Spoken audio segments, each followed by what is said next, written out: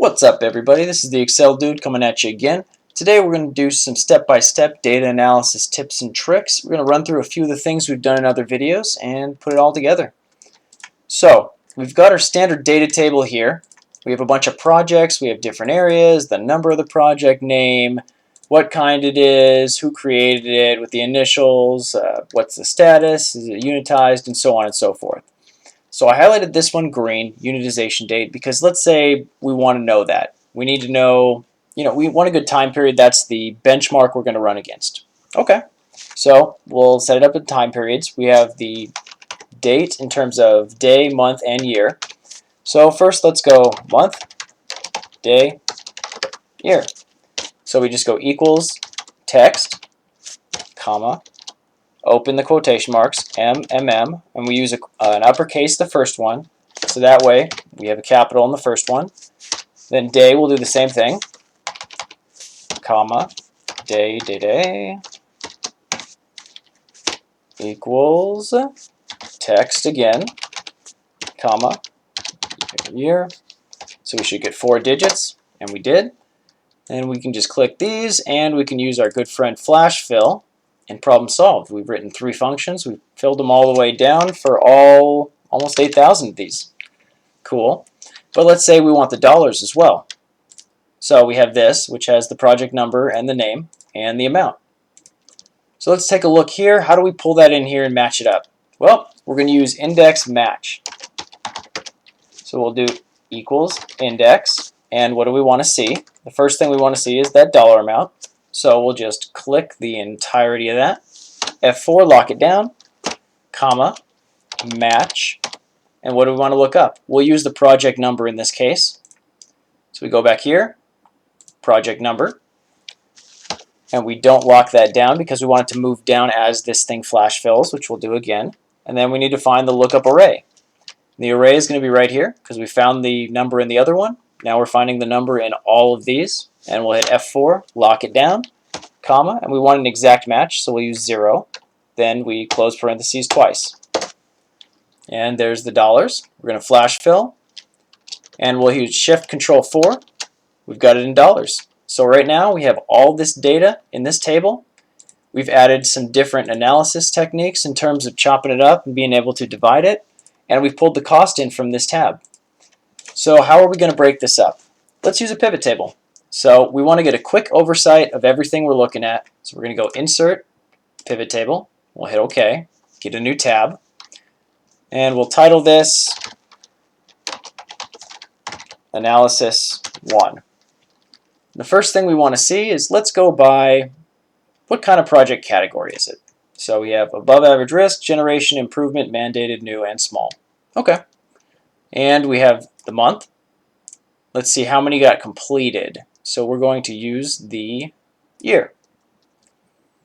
So we're going to go here, and we will go with, actually we'll do it this way. We're just going to drag this around. Then we're just going to use the project number, and we want to get a count, but it defaults to sum. So we don't want this. We know that didn't happen. So we just go right here on this little arrow, click it, value field settings, count, and OK. There we are. Then if we want to pretty it up a little, we can go Design tab right here, and then drop down. And there it is. So we have our years. Awesome. After that, we've got our months. They're chronological right now. We see how many we got done. So we can also go here if we want the filter. Let's say we need it by the area. So we have our project area, and we want to get a breakdown for each of those. We want to, instead of having to change this, and we'll click here and look at number 2, area 3. There's a lot of differences there. So what we're going to do, we click in there, we go Pivot Table Analyze, Options, and then Show Report Filter Pages. It's going to give us one for every project area. There we go, and they're even labeled for us. So area 1, 2, 3, 4, and 5. So we can go here. Let's say we want to get rid of the category, and we'll go like this, month. Okay. So area 1, there's that. Area 2, we can do the same thing. Category is gone, and month is over there. Area 3, category, hide it in the filter, put month, and 4, category in the filter, month, 5, the same thing. After we drag those over, we've got some comparables. Maybe we like it that way. Awesome. So let's take a look at the different years here. If we want to do a little heat map, kind of see at a quick visual look, instead of maybe, all right, this is the highest one, okay, this is high as well. How do we fix that? Highlight these, home, we're going to use conditional formatting, and color scales. So we can do this, so green is hot, or we can do red.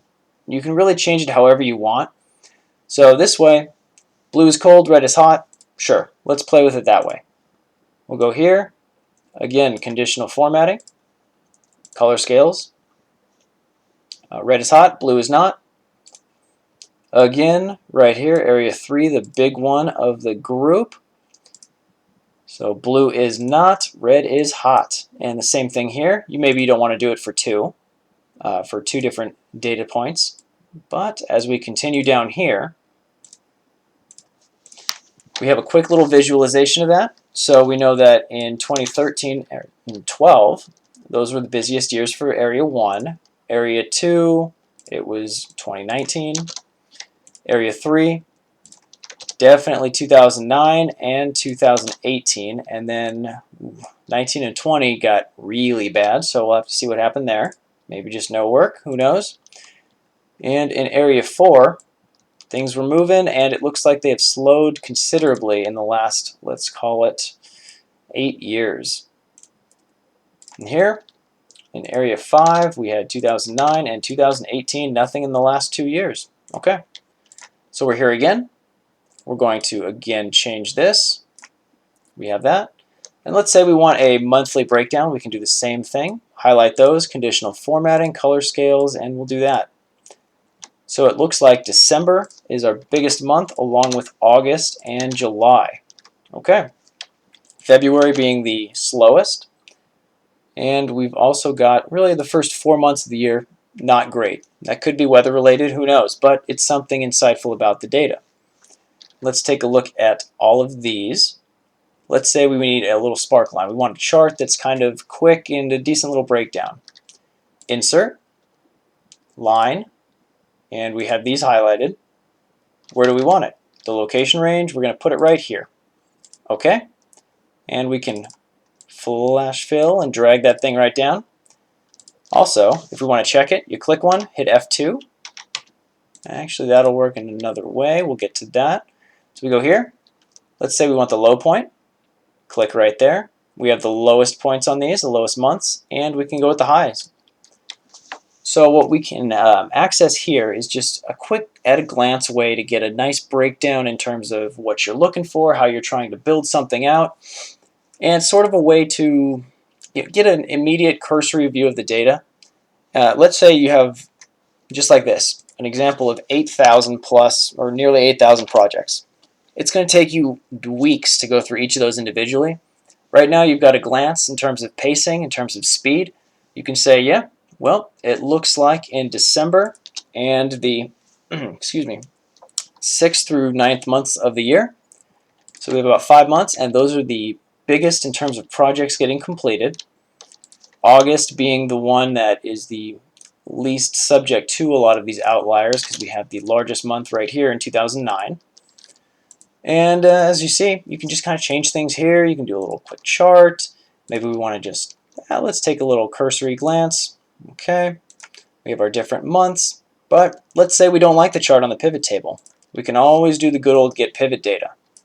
So if we want to just copy those down, get pivot data, and we can drag right in there. Now when you click on it, remember you're going to have to delete one of them because it will double up on you. And instead of this, you click it, delete it, click right there, voila. And then you flash fill to your heart's content and you are set. We'll just double check by doing sum, and if you go Alt equals, it'll give you the auto sum feature. These totals match, beautiful. We have that, but once we've used get pivot data, we are so much more flexible in terms of the charts we can generate, the data we can review year projects completed. So all we have to do here is we highlight what we want. We go to charts. How do we want to see it? Well, it depends. We can do it this way. We can do it this way. We can have Pareto. So many different things. Funnels, clusters, all that good stuff. And we can do the histogram, of course, which if we really wanted to. So the majority of years being here. Then we have a middle bit, and of course the low or the higher end with less numbers there.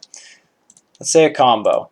Sometimes you can't do all of that, but you're going to need 3 things for that. So that would be, if you had a third column here, you can have a nice combo chart. We're just going to add a quick little line chart here.